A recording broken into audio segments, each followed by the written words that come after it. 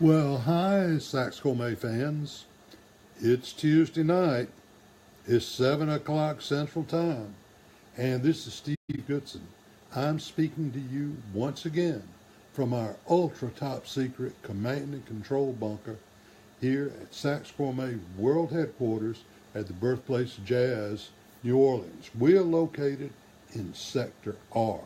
And we got a little bit of a change of format tonight in the sense that instead of me broadcasting from our showroom here at World Headquarters, tonight I am broadcasting to you direct from my very own private executive office. You can see a picture of my mama and my daddy back there on the wall, and some of that funny art, and the sun's down, of course, but this stained glass that Sharon bought from a synagogue being torn down in Brooklyn. Glass is just beautiful when it's illuminated from behind. But tonight we got something very, very, very important to talk to you about. And that's about the fact that I started playing nightclubs when I was 14 years old. I'm 67 years old now. And I have spent more time playing in nightclubs than anywhere else. And there is more work available in nightclubs than anywhere else. And I'm going to talk to you tonight about some of the mistakes I've made and how you can benefit from, what I've done wrong, and hopefully find yourself some good club work. Before we get started, as always, I got to give a special shout out to Tyler, Alex, and Jack. You may not be thinking about me, but I'm thinking about you. I love you guys. Hadn't heard a word from Anthony Bourdain. Okay, so anyway, like I said, I started playing nightclubs when I was 14 years old, and the first one I played, and I was just barely 14, was Charlie Brown's Lounge in Birmingham, Alabama. And I want to tell you something, when you're 14 years old and you play in nightclubs, and you get up the next day and go to high school, cheerleader tryout's not real interesting if you've been hanging out with hookers, hustlers, and thieves all night. I also want to tell you that back in the early 60s, I did have an experience playing nightclubs that I don't think you see anymore. At the Blue and Gray Club in Forestdale, Alabama, I actually played behind a chicken wire fence, which they had put up to keep the band from getting involved in all the fights in that club and all that. But I want to tell you that scene you saw in the Blues Brothers, that actually did exist. Now, let's talk about nightclubs and what is a nightclub and what it isn't. Now, the term nightclub can encompass all kind of different establishments from, I used to play some fancy, what they call supper clubs, and I played an awful lot of joints. I played service clubs and fraternal organizations, Moose Clubs and Elks Lodges and American Legions and Disabled American Vets and all kind of stuff. And all of that is good work. And if you're careful, you can make a lot of money playing at these places. Now, I want you to understand something. Here's what nightclubs are not. And if you hold yourself out to be a professional musician, these are places you need to avoid. You need to avoid these coffee houses and open mic nights and that kind of crap. Because you just look around at the people that attend those. Anybody there making a living playing? I don't think so. That's where the hobby guys hang out. And if you're a hobby guy, that's okay. All right? That's okay. But don't you dare hold yourself out as a real serious professional musician, because if you're doing that, you're not. Don't try to make any excuses. Now, why do these nightclubs exist? And it's very important that you clearly understand why these places are even on the map. And the fact of the matter is this. nightclubs of all types. Manuel, oh, a former student, and I love this guy. He is a great player too. But the reason nightclubs exist is for people to have a place to go and forget their troubles. Now, you also need to understand this, that every night, tonight, every other night, HBO and Showtime and all those guys are all spending hundreds of millions of dollars to try to keep people at home and keep them from going out to those nightclubs to hear you. So if you want to be successful, you are going to have to offer them something that they can't get delivered into their home by HBO or Showtime or somebody like that. It has to be unique, and it has to be a top quality offering. Now, why do nightclubs exist besides that? Well, here's the truth, and you better damn sure understand this. Nightclubs exist for profit. Whose profit? Club owners. How they make profit? By selling whiskey. The nightclub is not there. Ray Mayfield, how you doing, good buddy? Nightclubs are not there to promote your musical career, nor are they there for you to try out your new original material, no matter how great you think it is. Nightclubs are there to sell whiskey. And what is your job when you're there? Your job is to sell as much whiskey as you can. And if you don't sell whiskey when you're in that nightclub, that club owner's going to find somebody who does. And you better remember that at all times. Because first and foremost, entertain those people, make sure they have fun, and sell that whiskey. John, good to see you, buddy. So understand that. Now, nightclubs employ different types of live entertainment. And you need to clearly understand who you are, your type of entertainment, and what you have to offer, and probably more importantly, who you're not. So don't go trying to play death metal music in a country and western bar, because it's not going to work, and you probably won't make it all the way through the first set before they throw you out on your ear.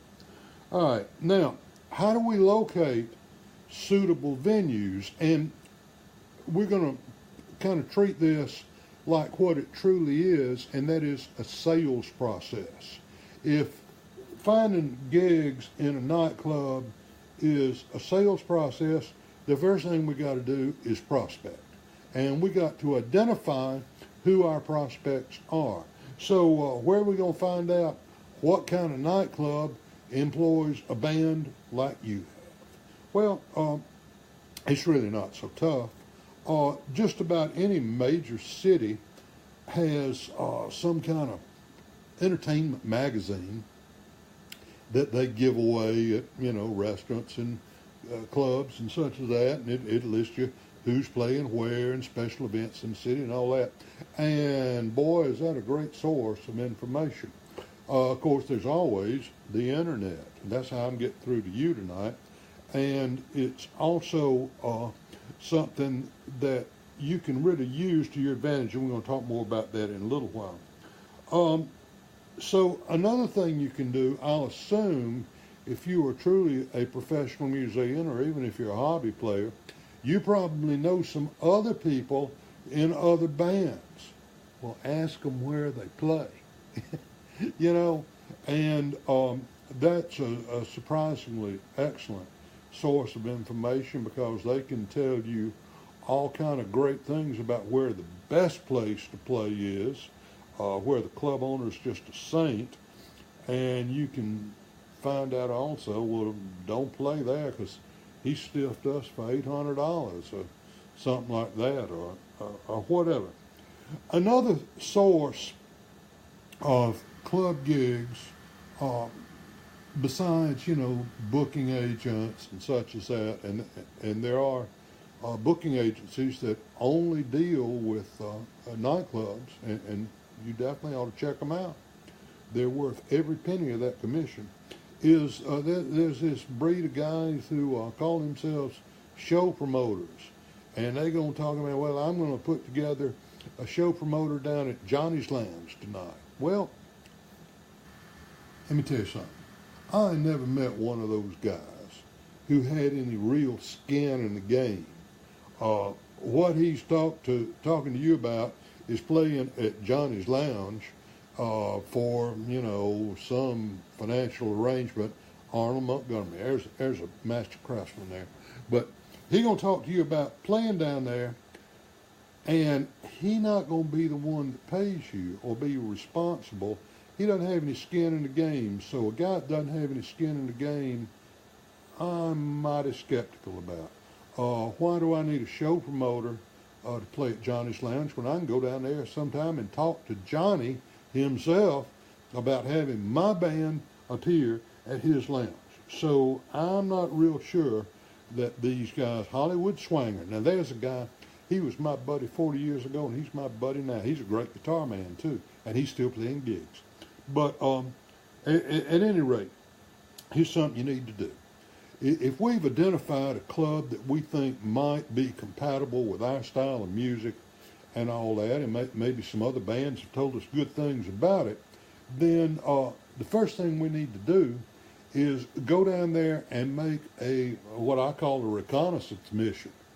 In other words, go down there some night and check out who's in there, who's playing, what does the joint look like. Do you really think this is a match with what we've got?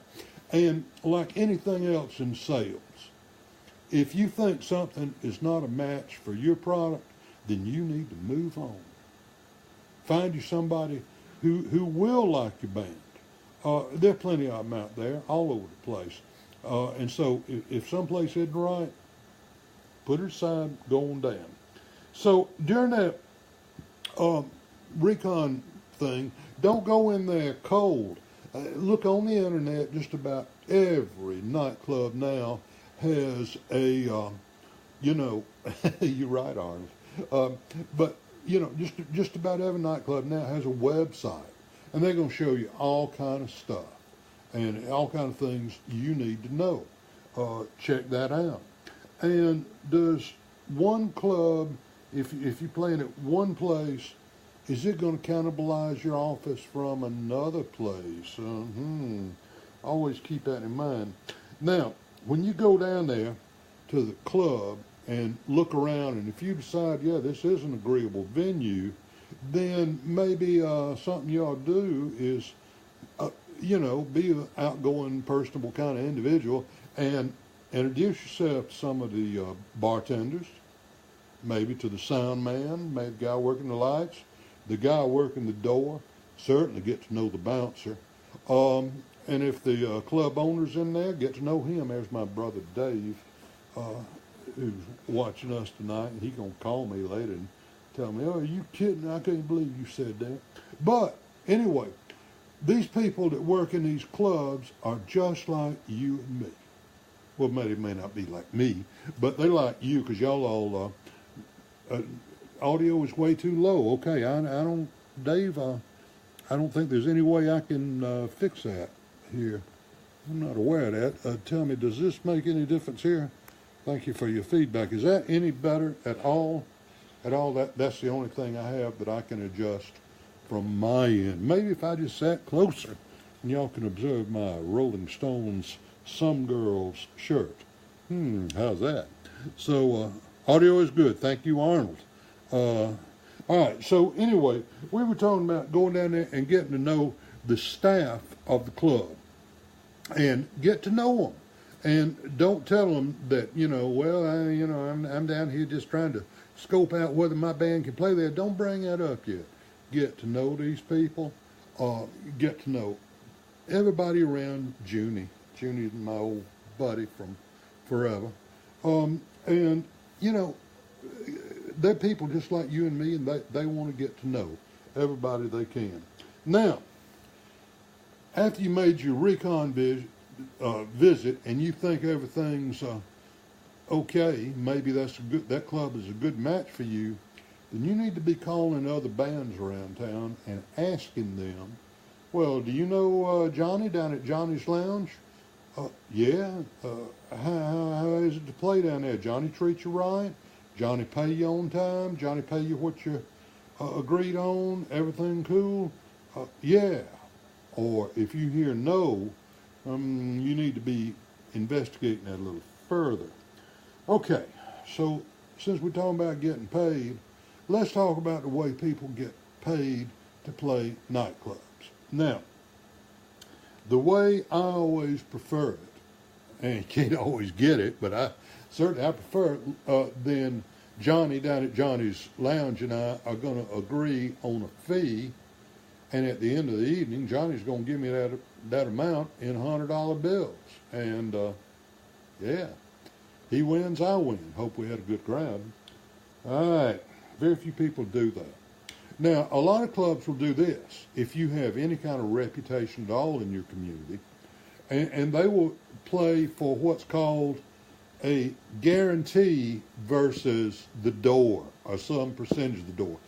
Virtually every club that has live entertainment today has a cover charge of some kind, and that cover charge may or may not go 100% to the band.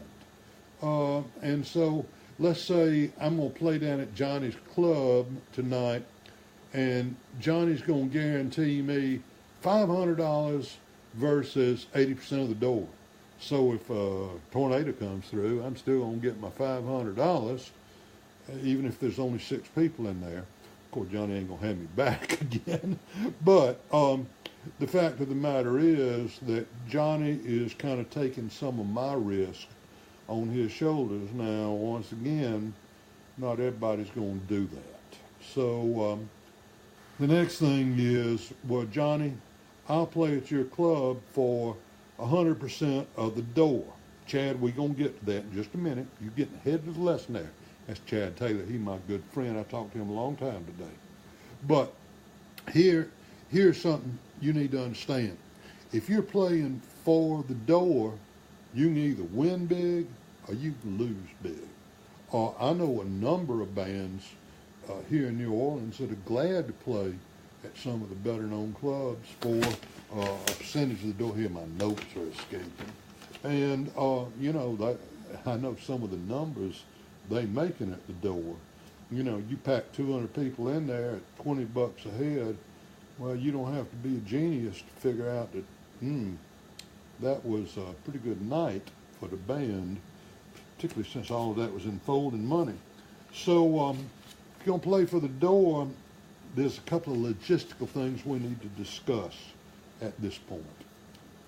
So all these people coming in the door, and somebody is collecting that $20 a head cover charge, okay? Who is that somebody? Is it somebody who works for the club? Somebody you know that works at the club? How do you know that somebody is going to say, one for them and one for me, and he puts one in his pocket? It happens all the time. So I always recommend, if you've got any kind of door deal, then you have somebody that works for the band. Get one of your roadies after they've loaded in. Get one of your roadies to work the door. Now, something, and I've still got one of these around here somewhere. You've seen those old things that are a clicker, and every time you punch it with your thumb and another number comes up. I want somebody, if somebody works for the club doing the door, or I kind of have my doubts about my roadie and whether I'm getting all the money, maybe I have 2 guys at the door, because 2 guys are less likely to steal from you than one guy by himself. And so I got one guy taking the $20 bills and one guy going click, click, click, click. And we sooner or later we find out what the real truth is on these numbers. Now, let me tell you something you need to understand. A lot of times, Frank, how you doing, Frank? Good to have you here with us. A lot of times at these clubs, they've got a bunch of regular patrons, okay? At some of the clubs in New Orleans, I'm a regular patron, and they know me. The guy who works the door knows me, and the club owner knows me, and I come up to the door with Sharon, and we'd like to go in and hear one of these bands. And here comes the club owner. Oh, Steve, we're glad to see you tonight. We're very glad to see you. Come right in. We're going to waive the cover charge for Steve and Sharon. Well, I appreciate that. I truly do. I used to play at a club. I had a house band for happy hour at this joint in Birmingham. It wasn't a joint. It's really a real nice place. And the owner of that club, David, worked to deal with all the local gentlemen's clubs where all the ladies who were employed at the gentlemen's club dancing all got a pass. They got a card, a laminated card. And so you'd go down to that place. The name of the joint was the Rock Connection. And you'd go down there, and the place would be full of good-looking strippers because they all got in for free. Well, now, that's fine unless you're the band working for the door or a piece of the door. That means that you and the owner of the club need to have a very firm agreement as to how many free admissions the club owner gets and, you know, that sort of thing. Don't figure that out on the gig. Figure that out ahead of time. So the biggest problem in this door type business is who can you trust? Can you trust the club to give you an honest count of the door? Almost never. Now, there's some places you can. There's you know, a club here in New Orleans called the Rockin' Bowl, and I want to tell you that the owner of that club, John Bancher, is a saint. He goes out of his way to be fair with the musicians. Hey, Keith, we got to talk about that key you wrote me back. But anyway, if you can't trust them, get your guy there with a clicker. If you got one of your roadies taking the door, you can get another roadie there with a clicker. Because really, I'm telling you, people, you know, humans, yeah, they can do it. Now, there's one other way that bands get paid, sort of, kind of, maybe, possibly, that rears its ugly head. It's becoming very popular in Nashville. It is very popular in Los Angeles. It's beginning to take root in New York and probably in some other places too, and that's called pay to play. Which means, well, I want to play at Johnny's Lounge. I go down there and talk to Johnny about it. I said, sure, Steve, be glad to have your band down here. All you got to do is pay me $500, and you guys can appear here to your little heart's content. What? I thought the money's supposed to be going the other way. Well, it doesn't always work that way. Here's the way pay to play works. Let's say Johnny's Lounge will hold 100 people, and Johnny wants me to pay him $500. That means that I've got 100 tickets to sell, because it'll only hold 100 people. That's all the fire marshal will let them cram in there. At $5 a head, that means I got to go sell those tickets just to break even. I get to keep that money. But Johnny wants his money up front, and it's up to me to get out on the streets to sell those tickets to the show. And unless I am well known and wildly popular and all that, that is extremely difficult. And you go on Rebecca Barry. That girl, she got a nice music store over there in Fairhope, Alabama, but Rebecca Barry can play her ass off. She's been a friend and customer of mine for, I ain't going to say how long, but it's been a long time. But she can play. If you need a saxophone player in South Alabama, down around Mobile, in that area, you call Rebecca Barry. But pay to play, it can work, but you got to be, selling those tickets to the show is on you. It ain't on the club. It ain't going to help you. So you better be paying attention to that. All right, so we've gone down there. We've scoped it out. We kind of figured out how we got to get paid in this joint. We've talked to some other bands about their experience and all that. So it's now time to go down and make a sales call down at Johnny's Lounge. So we got to go see Johnny. because Johnny's the one who makes the hiring decision. Now, let me tell you something I've seen people screw up a bunch of times in making that sales call. And it is a sales call. Understand me? You're down there to sell your band to Johnny. And one thing you better do is you better go down there dressed like a professional musician. Don't you go down there in blue jeans with the knees torn out and a t-shirt. Don't you dare do that. Go down there looking like a professional. Oh, no, it doesn't mean you can't look a little bohemian, a little hip and all that. But it does mean you got to follow Goodson's first rule of succeeding in the nightclub business, which is when you walk into that club, whether I'm playing there or not, I never want to be mistaken for a member of the audience in the way I look. When I walk in, they're going to say, I don't know who that guy is. That guy's a rock star. You do the same thing when you go down to make that sales call. You look professional because Johnny needs to be sizing you up, and it's probably going to take place in the daylight. He's going to see you, and you want to be sure he understands what he's getting. Now, here's what you got to take with you. Every band today must have some kind of video demos, okay? And don't tell, well, we can't do that. The hell you can't. You just look.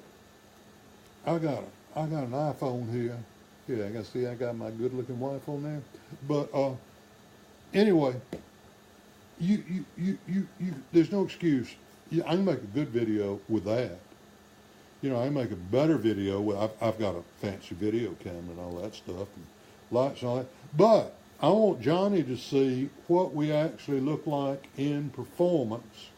And I also want him to see, and this is crucial to your demo video, I want to see people, while I'm playing, dancing, having fun, and buying whiskey.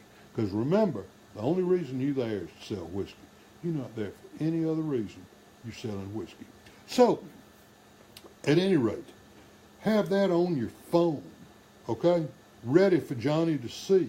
Now, it can't be longer than 5 minutes because nobody's attention span, especially a club owner, is longer than 5 minutes, okay? So just have a brief little clip. You can edit it right there on iMovie on your iPhone, or there's all kind of editing software. But have just a short video so they can see what you're doing. Have a good professional picture of the band. This is going in your promo pack now. Now, let me tell you about pictures. And I've said this before, but I got to tell you again. Just because your sister's boyfriend owns a camera doesn't mean he's a professional photographer. And get somebody who does this for a living and pay them what they ask. Don't have you standing in front of, a tree or something stupid like that. I hate to say, go to my Facebook page and you're going to see a number of the pictures I've had made for my use. And I paid a lot of money for a lot of that stuff, and it got me a lot of work. Lesson learned. But anyway, get a professional photographer to take a good picture of the band, and that picture ought to tell the whole story of your band. I ought to know everything I need to know just by looking at that picture. And if it doesn't, hire you another photographer. It also, your promo pack also needs to have a song list. Now, pay attention to this.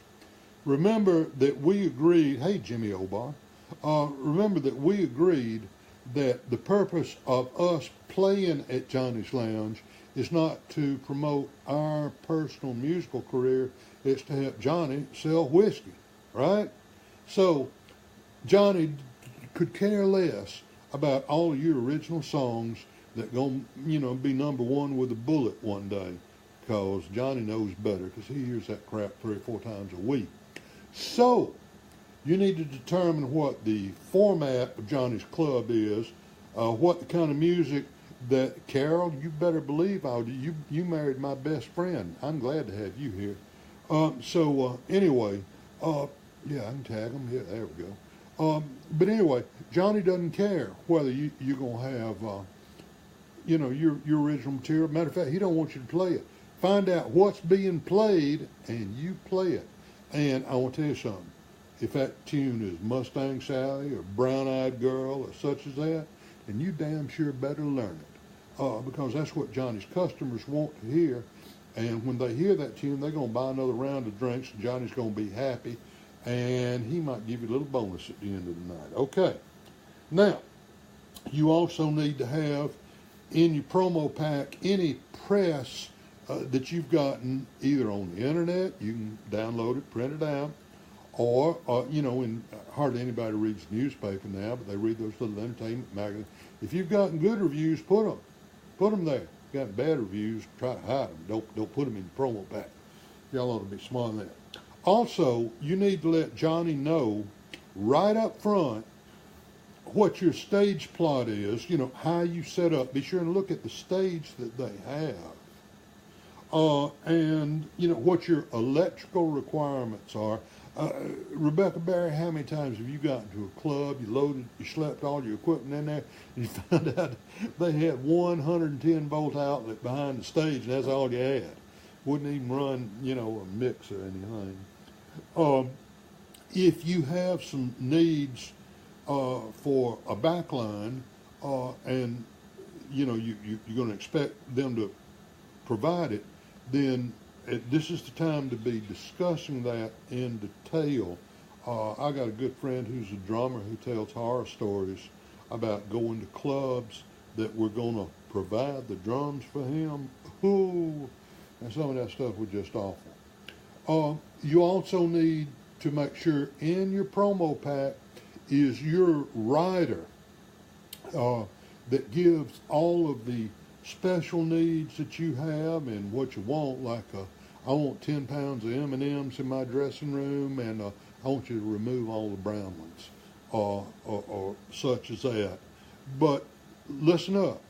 All of that needs to be there because you and Johnny need to agree on all this stuff right up front. And if you can't agree, then you and Johnny shake hands, still be friends, and you go find yourself another club to play where they will do it your way. Because people going to disagree and all that, but let's get all this out of the way first. And the club owner needs to know this, and you need to know what the club owner's expectations are, for crying out loud. Listen to what they have to say. Now, so we know, we agree that your band is right for that room. You're playing rhythm and blues and all that kind of stuff, and that's what they usually have in that room, so that's okay. Now, I need to know who is going to provide sound and light. Because I don't want, a good friend of mine, Lance Ellis, this guy can play. I know him, and he's funny too, he's a good guy, but he can really play. But I want to tell you something. I don't know how many times that I've seen videos from band, and a good friend of mine sent me a video of a band that she was playing with recently, and the damn room was dark. They didn't have any lights on the band. Are you kidding me? Listen, I'm pretty. I want you to see me, and I want you to see all them fine threads I wear when I'm playing. So you got to have lights. And is the club going to provide them? If so, who's going to run them? Am I going to have to pay the light man out of my end? What's going to be, let's get all this lighting business stuff. And what about the PA? The club's going to provide sound? Okay, here are the number of microphones I need. Here are the types of microphones I need. Here's where they all going to go. Let's look at your board. It's going to be there if the club's going to provide it. A lot of clubs, of course, have a house PA and a house mixer. And who's going to run it? Is one of my guys that knows my show going to run it, or one of you guys that never saw me in his life going to run it? If so, we need to talk about it. He needs to know when that wonderful saxophone solo comes up in the tunes. And so all this stuff needs to be made clear. And really, I don't be afraid to talk about these issues with the club, because this needs to be, everybody's going to make that better. Now, also, I mentioned this earlier, but I won't mention it again. Who's going to provide the doorman? I have played gigs in the past where you get there in the club. Yeah, we're going to let Charlie work the door tonight. He's one of the bus boys or such as that. Well, that's okay. Then I find out at the end of the night I got to pay Charlie $100 for the purpose of taking in the door money. Really, it happens. So you better get that up front. And always, always, always, if it's at all possible, you get the club to agree to have one of your people on the door. And that person, click, click, click. Chad, you're so right about that. So get that straight. Now, another thing I like to get straight is merch sales. Because now you can make as much money selling merch as you can playing the gig. Did you hear me? If you do it right, merch can be a gold mine. You ought to sell shirts. You ought to sell CDs. You ought to sell hats. There's all kind of ways to make money on selling merch. But you got to get clear with Johnny, where can I put the merch table? And Johnny may say, well, yeah, I want to split the merch proceeds with you 80-20. What? Well, yeah, they do that. I usually like where all the merch money is mine to keep. But, you be sure and you get that agreed to. Now, I also want to know, while we're on the subject of selling merch, Eric Davidson, glad to see you here with us, buddy, and I'm glad to see you feeling better. But here's something you better get clear, and really this will help you sell merch, is I say, Johnny, listen, we're going to be back here, and we're going to have Manfred here, one of my roadies, is going to run the merch table, and we're going to stay out of the way of your customers. We're not going to have it over near the bar and in the way. And we're going to sell T-shirts and hats and CDs such as that. And, Johnny, here's what I'd like to do. I would like for all of them good-looking waitresses of yours to wear one of Steve Goodson and Choo Choo Wizard's T-shirts while we appear here at the club. And I'll give them the shirts. Okay, now look, if you buy shirts in quantity, I do, because we sell them on our website. They ain't that expensive. And really, having those waitresses circulating around with your shirt on sure is going to help you sell shirts. And that's a very important thing that you can do, and it ain't going to cost you much. You need to agree with Johnny about the start and finish times and have that kind of nailed down, one other thing about merch, I want to say that I used to play in a band in New Orleans called Willie Lockett and the Blues Crew. Willie Lockett was a big 400-pound black guy Willie was totally the real deal. I mean, if there ever was a blues man, it's Willie Lockett. And Willie had that gravelly voice, and he was a great singer, but he was a better showman. And Willie, every set was out there. And the band got a CD, and you can get it back here, or our waitress will bring it to your table. And we had all those waitresses selling that stuff on commission. Because them girls always want some more money. Yeah, nothing wrong with that. Okay, get that start and finish time set. And if Johnny's got a good crowd and he wants you to play another extra set, it's 3 in the morning, you want to go home. Johnny said, "No, play one more." Okay, how much is overtime? Well, we need to agree with that right up front. We also need to agree as to when will the intermissions be and how long will they be. Because there's nothing a club owner hates worse than a band that takes a break too long.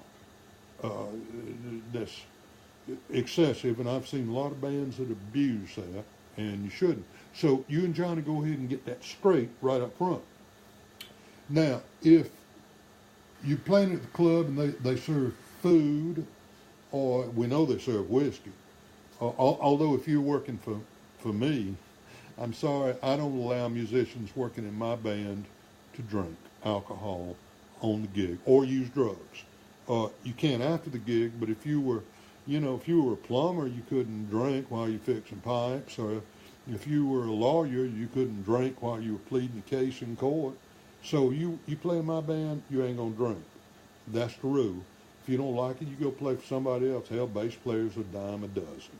So anyway, but if we're going to be there, do we get a discount on food? And are soft drinks free? How about bottled water on the stage? All that? Do we need to provide our own?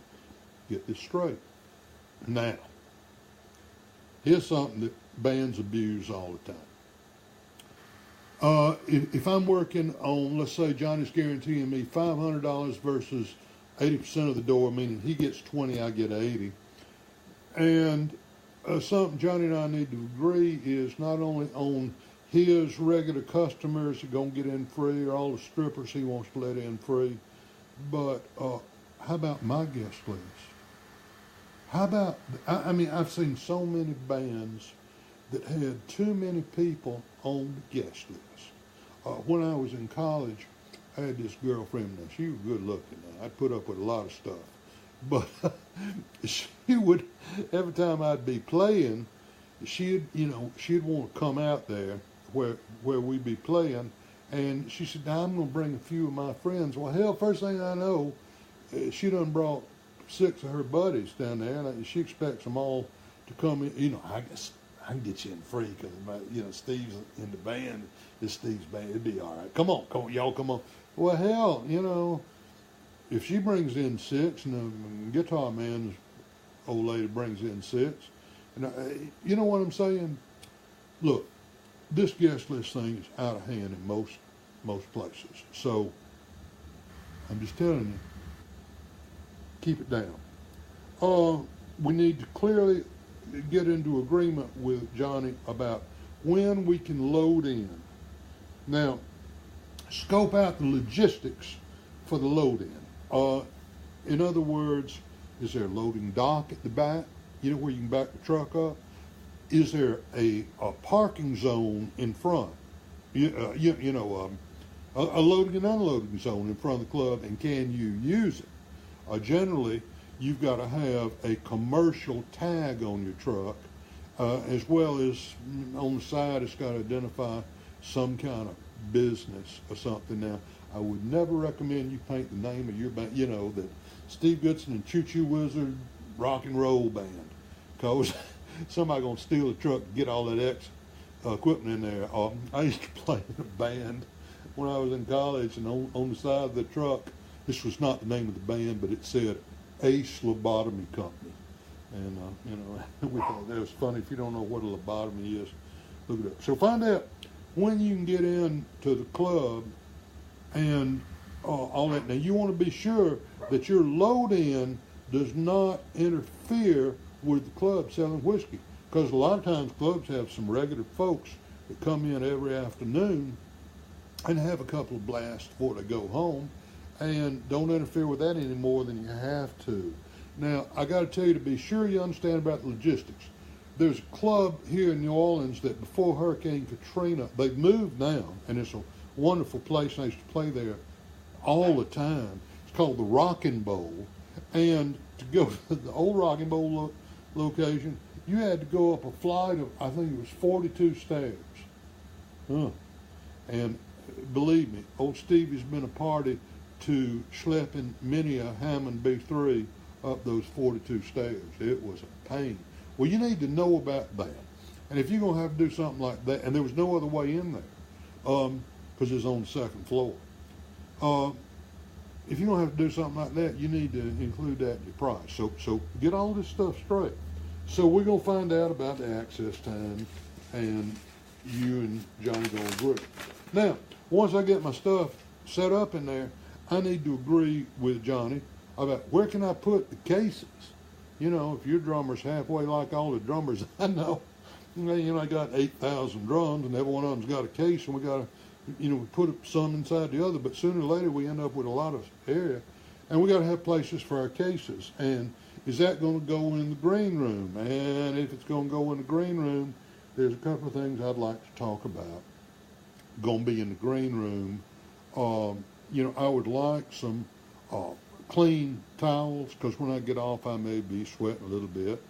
And if I'm going to go out there and sign them CDs or meet them young women or whatever, then, I don't want to have sweat all over me.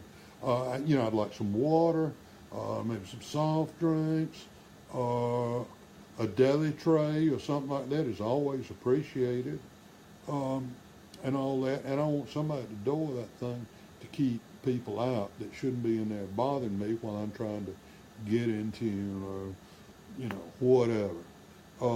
That ought to be our space and we ought to control it, but we need to get that straight with Johnny. Now, let's get down to the serious stuff. Here's the serious stuff. How are we going to get paid? Well, if my fee is $500 guaranteed versus 80% of the door, Johnny gets 20, I get 80. The door is going to be in cash, unless they take credit cards for the door. And some clubs do take debit and credit cards for the door fee now. Musicians love cash, and don't all you guys lie to me, because I know you do. And so we're going to get that cash, and hopefully any other monies that Johnny owes me is going to be paid in folding money, because I'm going to tell you something. Don't you ever take a check from a club owner. Don't you do it. Don't do it. That check might not be good, and that's happened to me in the past, where I was stupid enough to take a check. That's why I won't do it anymore. Okay, now we also, we agreed now on the form of payment.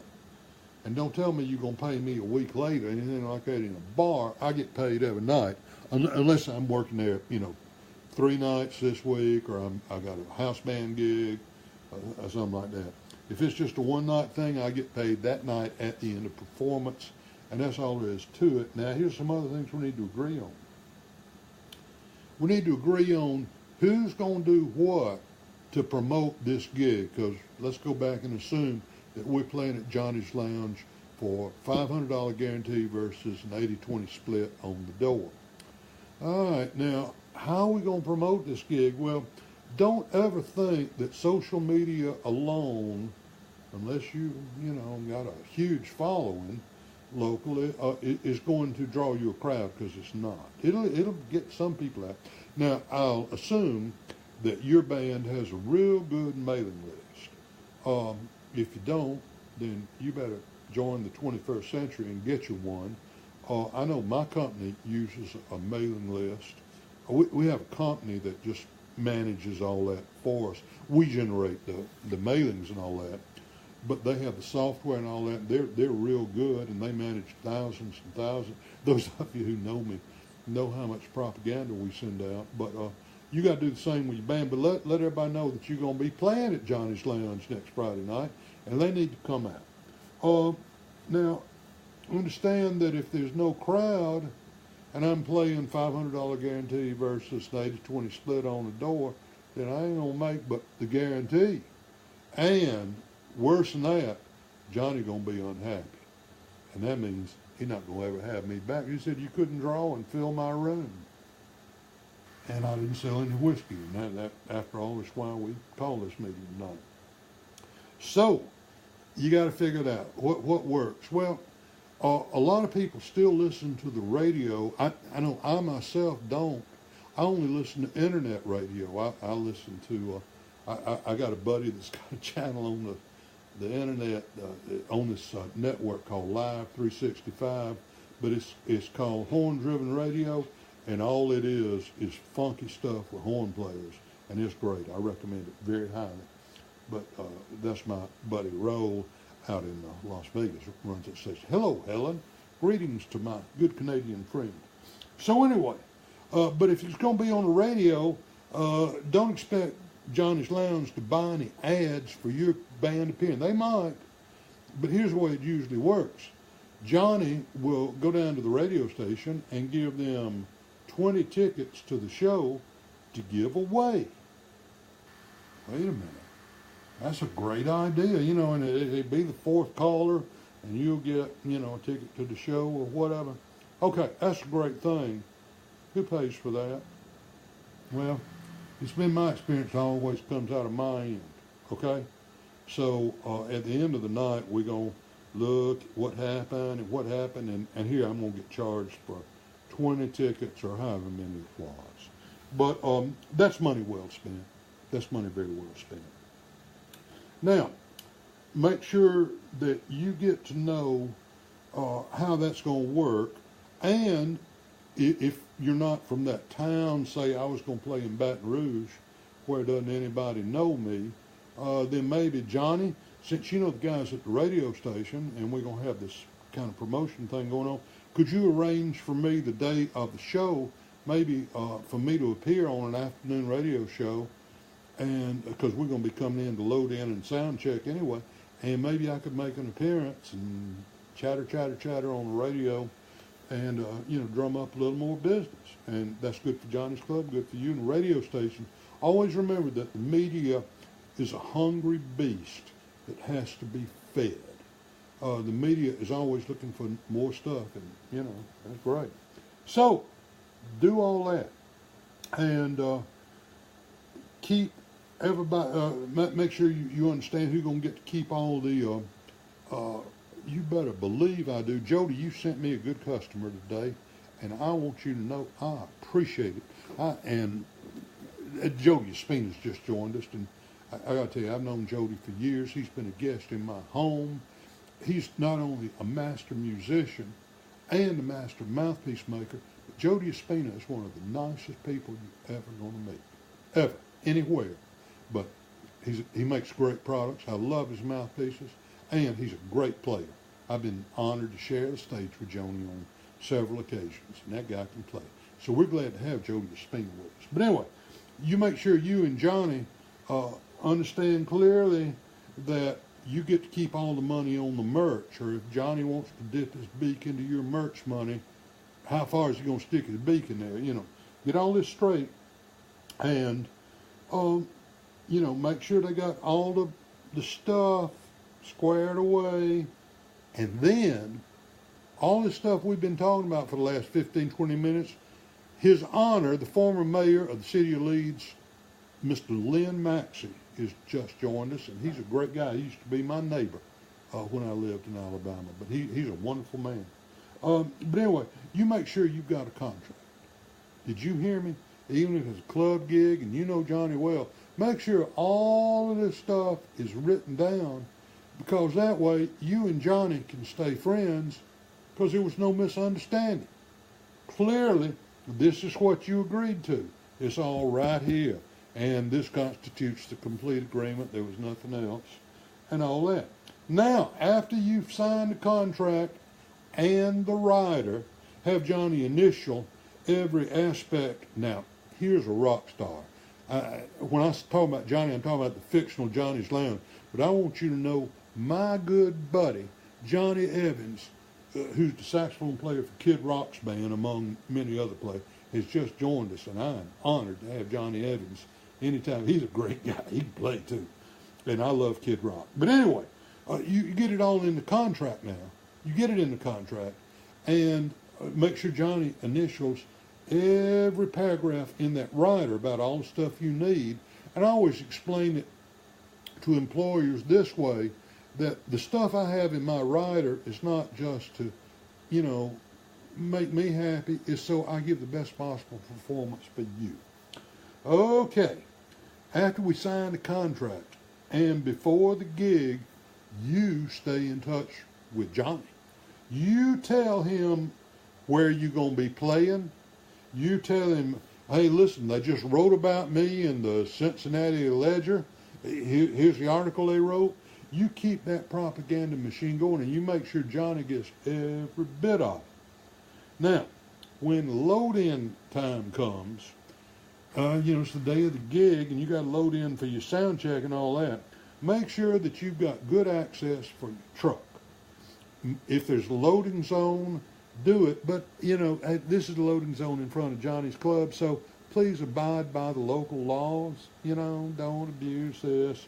And then once you load it in, unless it's a permanently designated place, then move your truck. Did you hear me? move the truck because Johnny's patrons, or he may need a beer delivery. They may need to bring some of that good small batch bourbon down there to Johnny's Club. But don't abuse that loading zone. Be conversant with commercial loading zone requirements in every city, because in every city they're different. In Austin, Texas, I know, and probably some other places, they have loading zones in front of the clubs for the bands that are designated musician loading zones. I wish they'd do that here in New Orleans and some of the other places I've played. By the way, don't you guys hesitate to like this or share it on your page. I wish you would. So go park that big truck after you load it in, so you got plenty of place, because you're not the only one that's got to deliver anything. Now let's talk about the sound check and what goes on then. Eddie Botsford. I want to tell you something. I played with a zillion guitar players, but the guy I would rather see on stage right now than any of the rest of them is Ed Botsford, because he's one of the nicest guys I know, but he can play his ass off. He writes good songs.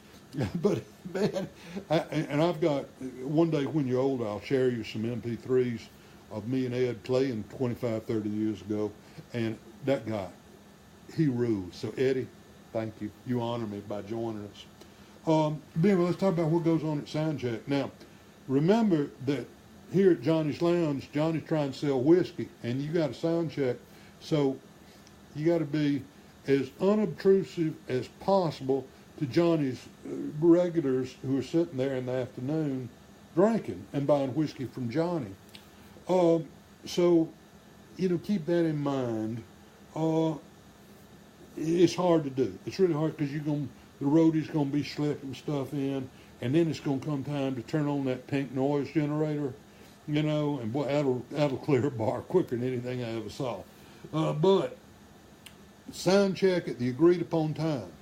If there are other bands on the bill, make sure we say that, Joe's Smoking Band plays at sound checks at 3, and then Steve Goodson Choo Choo Wizard sound checks at 4, etc. So everybody agrees.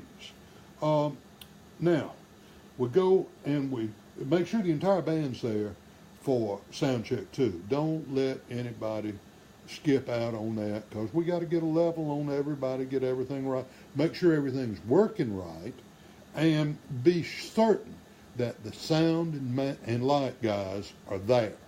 They got to be there, because you got to tell them what's going to be happening. And if they're not there, they're not going to know, and they're going to make you look like a fool up there. Okay, at the gig, when you walk in, and you're headed for the green room and all that, make sure you ain't dressed like the rest of the audience. You should never be mistaken for a member of the audience. So have your rock and roll clothes on. And something else.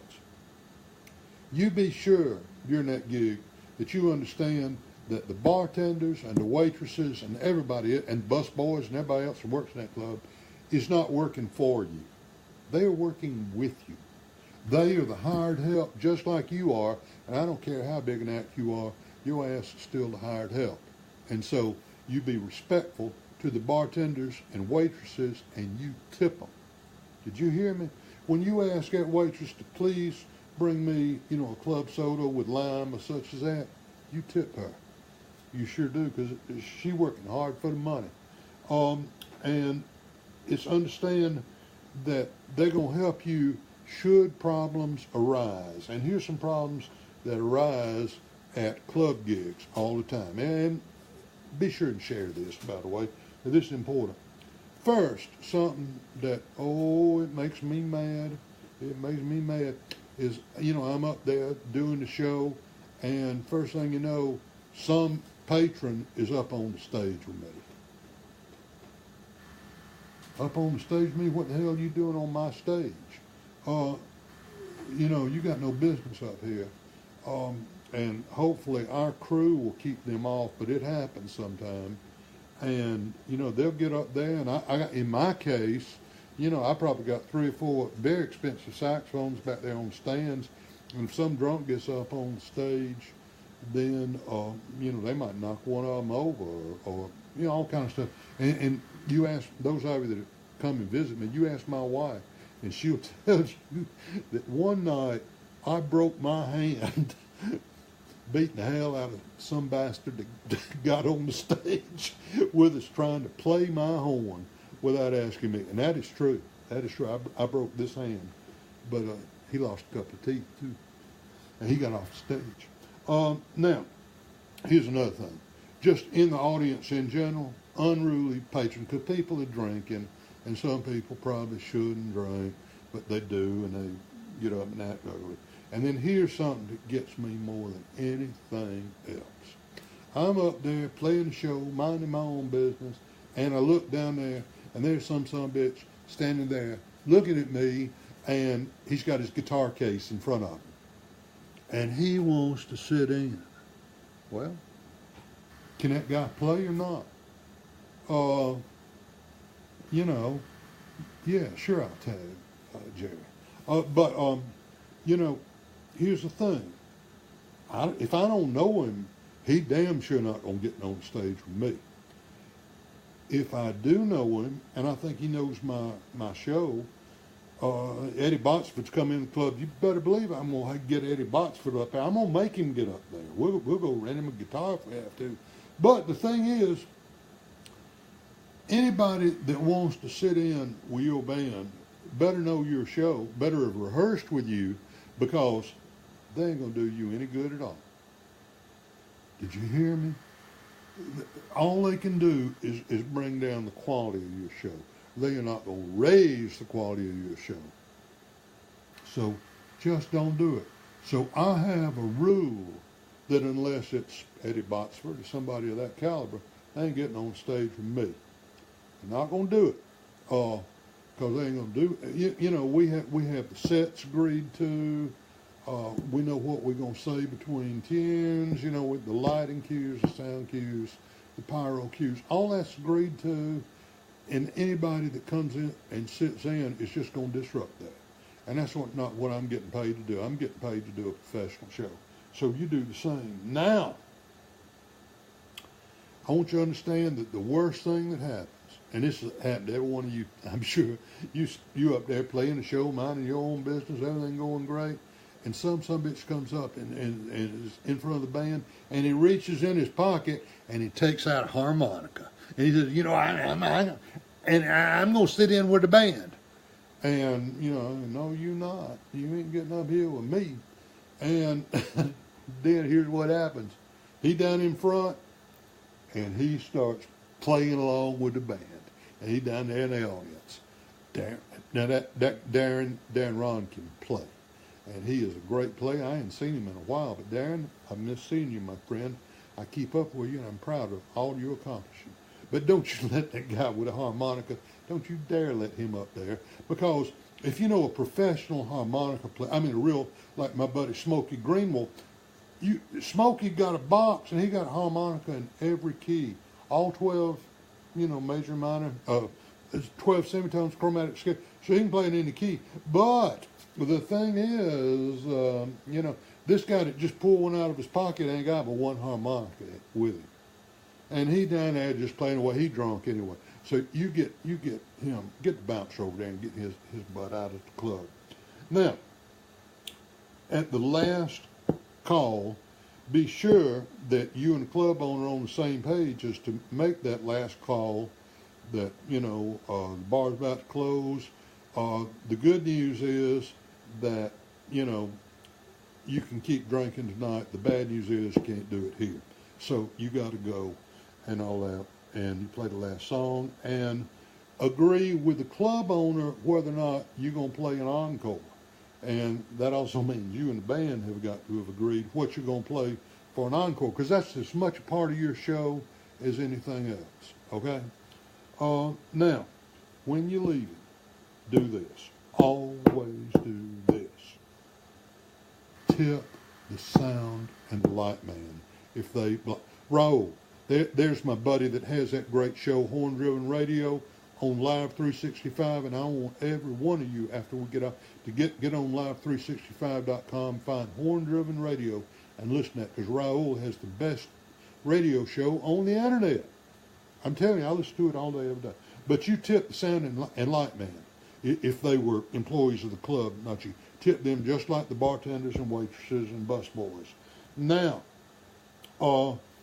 here's something that's happened to me, and sooner or later going to happen to you. I know one time I was playing with Eddie Botsford. Then we were playing at a club up in Jasper, Alabama, and I think we were there 2 or 3 nights. And at the end of the engagement, the guy said, "Well, we ain't got enough money to pay you." What the hell is this? And we didn't know these places. This is the first time we'd ever played in that place, and I assure you it was the last. But, you know, what you gonna do? We weren't from Jasper. We didn't know when we gonna get. Well, when you gonna have the money? Well, I can have it Tuesday. Okay, here what we gonna do. They had a nice house PA. We just loaded in big speakers up into our truck and told them when they came down to us and paid the money, then we would get the speakers back, but they could come pick them up when they had our money. And that's very, very true. You got to watch that with these guys.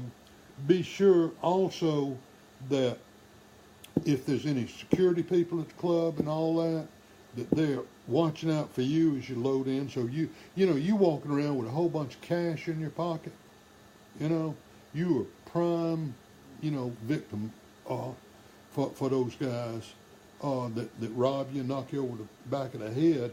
Don't let that happen.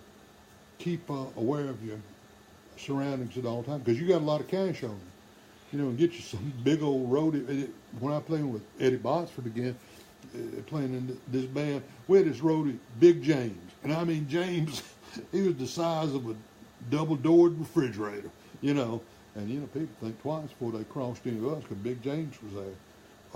And all that. So always hire you a big roadie like that. So anyway, that's it. And one more thing, and I'm going to shut up. And that is, always remember that if you're playing at the club, you've done good, they made money, they sold whiskey, you had a good crowd and all that, that is the time to pin the club owner down for another date. That's the time. Get it and then say, I can come back the 3rd week in January, or, whatever you count. Let's both get our calendars out right now and agree on something. And it's also a good time to ask for a raise. Hell, I always did. So that's all I've got to say about playing clubs. It's something I always enjoyed and all that. And by the way, y'all, I want to point. Oh, we reconnected now. This is, in fact, a true Rolling Stones authorized shirt. This is the Some Girls album. And my loving wife, who treats me like her little Ken doll sometimes, had made sure we don't have a shirt for every Stones album, but we got them for most of them. And I appreciate it. And they genuine silk, too. This ain't no cheap shirt. So, anyway, I hope you guys learned something.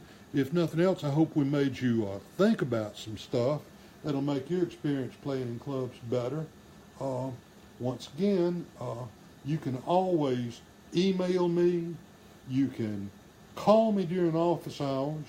And I'm glad to answer your questions about any aspect of the music business, or hopefully about some of them fine saxophones that we manufacture, or some of those very cool mouthpieces, necks, and other accessories, because after all, we got to sell stuff, and if I can keep doing these seminars for free. But anyway, when I can help you, let me know, and we're glad to do that. This is going to be the last seminar for 2017, but we'll be right back up and running on 2018, because these seminars, we've had really huge crowds. I'm astounded. So, from Saxophone World Headquarters, I'm down in the Command and Control Bunker in the Executive Office. We're located in Sector R in New Orleans.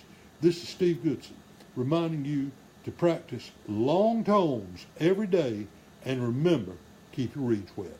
Goodbye for now.